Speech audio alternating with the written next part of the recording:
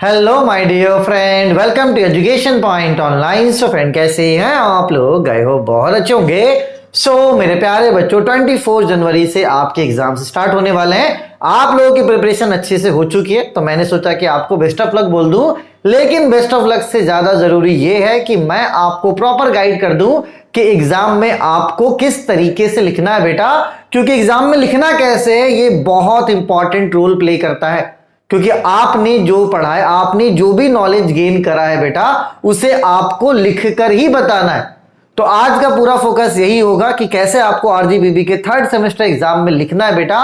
जो बातें मैं बताऊंगा उससे आप ध्यान देना और उसी तरीके से लिखना, ताकि आपके पेपर बैक ना लगे। क्योंकि अब आप सीनियर हो चुके हो, अब आप फर्स्ट ईयर के बच्चे नहीं रहे। ठीक है, चलिए बेटा। तो यहां पॉइंट वाइज मैं बात करता हूं, फिर से वही बात बोलूंगा कि फॉलो करना है बेटा चीजों को। ठीक है, अवॉइड नहीं करना, एक कान से सुनना, एक कान से नहीं निकालना है। सबसे पहली बात तो भैया पैनिक करना बंद कर दो। बहुत बच्चों का फोन आ रहा है कि सर कैसा होगा, न्यूमेरिकल बहुत आने वाला है, सर सीनियर्स के एग्जाम अच्छे नहीं गए, बहुत सारी बातें हैं। देखो, मैं एक्सपेक्टेशन ज्यादा नहीं रखा हूं। अगर मैं एग्जाम देने जाता था ना, मेरे एक्सपेक्टेशन पता क्या रहती थी? मेरा एक्सपेक्टेशन ये रहता था कि बस ज्यादा नहीं, 4 से 5 क्वेश्चंस ऐसे आ जाएं जो आपको 100% आता हो। बस यही एक्सपेक्टेशन आप क्वेश्चन पेपर से रखना। इससे ज्यादा अगर आ गया तो क्या होगा आपके लिए होने वाला है बोनस। लेकिन एक्सपेक्टेशन ये रखना कि कम से कम 4 से 5 क्वेश्चंस ऐसे आए जो आपसे अच्छे से बनते हो। बाकी की मैं बात नहीं करूंगा बेटा, क्योंकि मेरे एग्जाम्स में मैं इतना एक्सपेक्ट करके जाता था। एग्जाम में क्वेश्चंस आते भी थे, मैं खुश हो जाता था। बच्चे क्या बहुत एक्सपेक्ट कर लेते हैं कि अरे हमसे 10 क्वेश्चन 11 क्वेश्चन लड़ जाएंगे, ऐसा नहीं है बेटा। आप एक मिनिमम बेंचमार्क सेट कर लो कि नहीं भैया 4 से 5 क्वेश्चन आ गया, अपना काम बन गया। ठीक है, चलिए। तो सबसे पहला पॉइंट, आप पैनिक मत करो। पैनिक करके कोई भी फायदा होने वाला नहीं। जितना आप पढ़ सकते हो पढ़ो, प्रॉपर रिवीजन करो बेटा, क्योंकि जो रिवीजन करना है ना बेटा, वो बहुत इंपॉर्टेंट है। पढ़ना तो जरूरी है ही, साथ ही साथ आपको रिवाइज करना क्या है, बहुत ज्यादा इंपॉर्टेंट है। ठीक है, चलिए। तो आप सबसे मेन पॉइंट पर आते हैं। Right starting 4 answer right and clear. आपको स्टार्टिंग के 4 आंसर्स जो आप लिखोगे वो सही होना चाहिए और क्लियर होना चाहिए। तो आप बोलोगे सर इस पॉइंट को थोड़ा और आप अच्छे से बताओ। ठीक है, अब देखो यहां पर स्टार्टिंग 4 आंसर्स का मतलब आप ये समझोगे कि ये स्टार्टिंग के ये 1 2 3 4 नहीं बेटा। आप इस बात को एकदम क्लियर समझ लो, क्योंकि इसी से आपका रिजल्ट बनेगा। क्योंकि मैंने आरजीबीबी में बहुत सारे पेपर दिए हैं, एमटेक में मैंने 2-2 3-3 घंटे पढ़ के पेपर निकाला है बेटा। तो कोई बड़ी बात नहीं पेपर क्लियर करना, बस जिन बातों को बता रहा हूं उनको आप फॉलो करो, बात खत्म। फॉलो कीजिए। पढ़ने के लिए आपको मैंने समझा दिया था, पढ़ चुके, बस लिखना कैसे बेटा ये बात आप मान लो। मैं नहीं चाहता कि मेरे एक बच्चे का रिजल्ट क्या हो, खराब। ठीक है, चलिए। अब मान लीजिए कि मैं एग्जाम में जाता हूं, ये मेरा क्वेश्चन पेपर है, तो मैं पहले इसको देखूंगा कि चलो ये हमारा क्वेश्चन पेपर है। ठीक है, फिर मैंने क्वेश्चन पेपर को फोल्ड करा, मैंने देखा कि चलो ये मेरा क्वेश्चन पेपर है। अब इस क्वेश्चन पेपर में क्या है ना बेटा, आपको कम से कम चूज करना है। सबसे पहले क्या करना है बेटा, आपको चूज करना है। क्या चूज करना है? Best answer. अपने बेस्ट आंसर, हर बच्चे का बेस्ट आंसर होता है, तो कम से कम आप 5 बेस्ट आंसर्स क्या करोगे, चूज करोगे। ठीक है, अगर कोई 4 भी चूज करता है वो भी अच्छी बात है, और अगर आप 3 भी करते हो तो भी कोई दिक्कत की बात नहीं है। मिनिमम आप 3 आंसर्स चूज करो बेस्ट। अब जैसे मैं क्वेश्चन पेपर मैंने देखा तो मुझे लगा नहीं यार ये वाला क्वेश्चन मैं अच्छे से कर सकता हूं, ये मेरा हो गया पहला क्वेश्चन। उसके बाद लगा नहीं यार ये अलजेब्रिक स्ट्रक्चर ये मुझे अच्छे से आता है, 4 का ए मुझे अच्छे से आता है, ये मैंने दूसरा क्वेश्चन कर लिया। ठीक है, फिर मुझे देखा कि नहीं यार मैं 4 का बी भी अच्छे से कर सकता हूं, तो ये हमारा क्या हो गया, तीसरा क्वेश्चन हो गया। ठीक है, फिर मैंने क्वेश्चन पेपर को पलटा और देखा अरे 8 मुझे अच्छे से आ रहा है, तो मैंने पूरे 8 को कर लिया, ये मेरा चौथा, बस मैं इतने में पास हो जाऊंगा। हम आप बोलोगे अरे सर आप यहां देखो अच्छे से, सर आपने बी नहीं करा, यहां पे आपने बी करा आपने ए नहीं करा। भाई साहब नहीं आता है नहीं करा, है ना। कुछ महान लोग होते हैं, महान लोग क्या करते हैं, महान लोग ये करते हैं कि अगर उन्हें ए आ रहा है तो ए वो कर लेते हैं, और बी नहीं आ रहा तो उसको क्या करते हैं, जबरदस्ती करते हैं कि नहीं भाई हम इसे लिखेंगे। देखो यार रूल्स बनते हैं तोड़ने के लिए। आप एक ऐसे महान यूनिवर्सिटी में पढ़ रहे हो जहां पर पेपर कब आपका बैक लग जाए, हो सकता है कि जिस एग्जाम आपका एग्जाम बहुत अच्छा जाए उसमें आपके पेपर बैक लग जाए, और कोई बहुत घटिया एग्जाम जाने वाला पेपर भी क्या हो जाता है, क्लियर हो जाता है। तो मेक श्योर आप ऐसे यूनिवर्सिटी में पढ़ रहे हैं जहां पर क्या है, जो दिखता है वो बिकता है।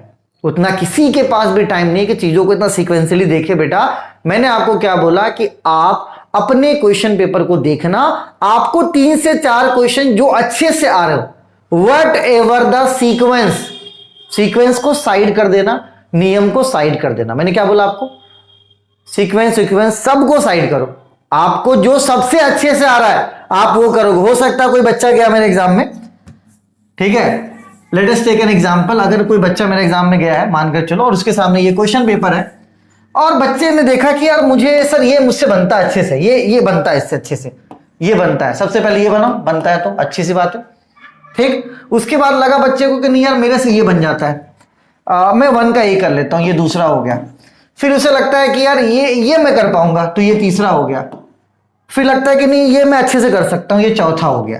तो भाई ये जो 4 क्वेश्चंस मेरे बच्चे ने करा ना, 7 चौके कितना हो गया, 28 मार्क्स हो गया। अब देखो जाहिर सी बात है कि अगर आप 4 क्वेश्चन करते हो, आप कितना भी खराब पेज भरोगे ना, तो आप 10 पेज स्टार्टिंग के क्या कर दोगे, सही कर दोगे। गेस द पॉइंट, फिर से पॉइंट पकड़ लीजिए, फिर से पॉइंट पकड़ लीजिए सर।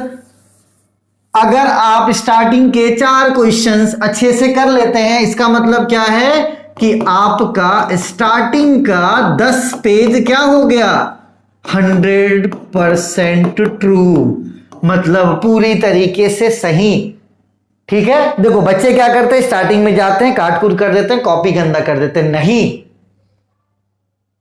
आप वही क्वेश्चन पहले करना जो आपको अच्छे से आता है, कोई भी कट कुट नहीं करना है भाई साहब। जो ज्ञान देता देने दो, हमने दिया है एग्जाम, आज भी मैं बच्चों को बताता हूं, आज भी बच्चों का रिजल्ट देखता हूं, मैं खुद भी एमटेक कर रहा हूं, ठीक है, तो मुझे अच्छे से चीजों को पता है कैसे कैसी चीजें होती हैं, ठीक है। आप स्टार्टिंग के 4 से 5 आंसर्स अपने चूज कर लेना, जो आपको अच्छे से आते हैं वो करना बेटा।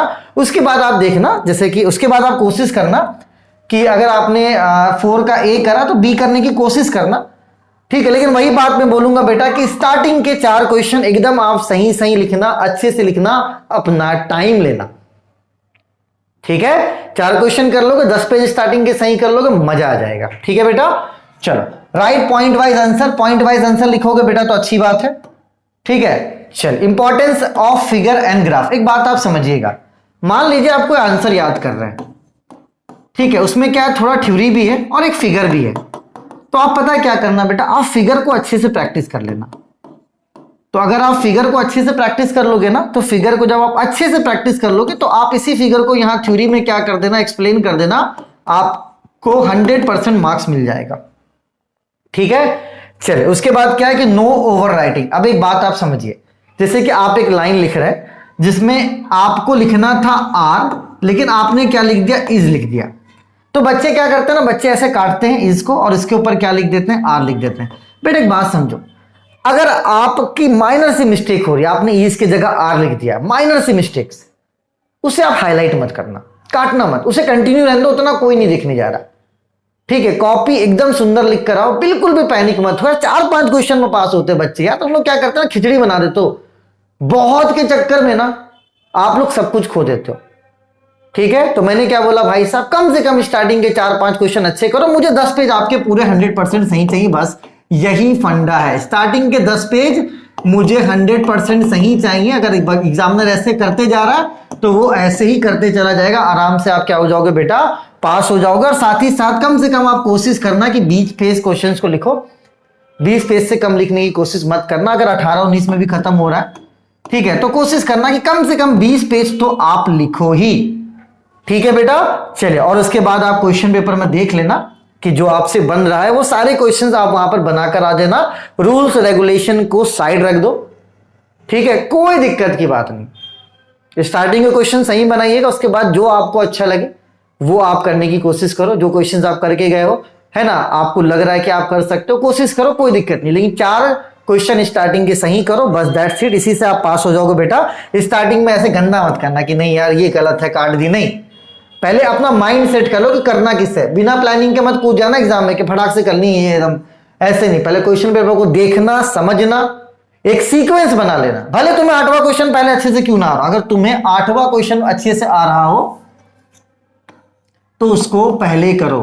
ठीक है, तो प्रायोरिटी आपको किसे देना है बेटा? प्रायोरिटी आपको उसे देना जो क्वेश्चन आपको अच्छे से आ रहा है। ठीक, आप उसी प्रायोरिटी के सीक्वेंस में चलेंगे, ना कि क्वेश्चन के सीक्वेंस में।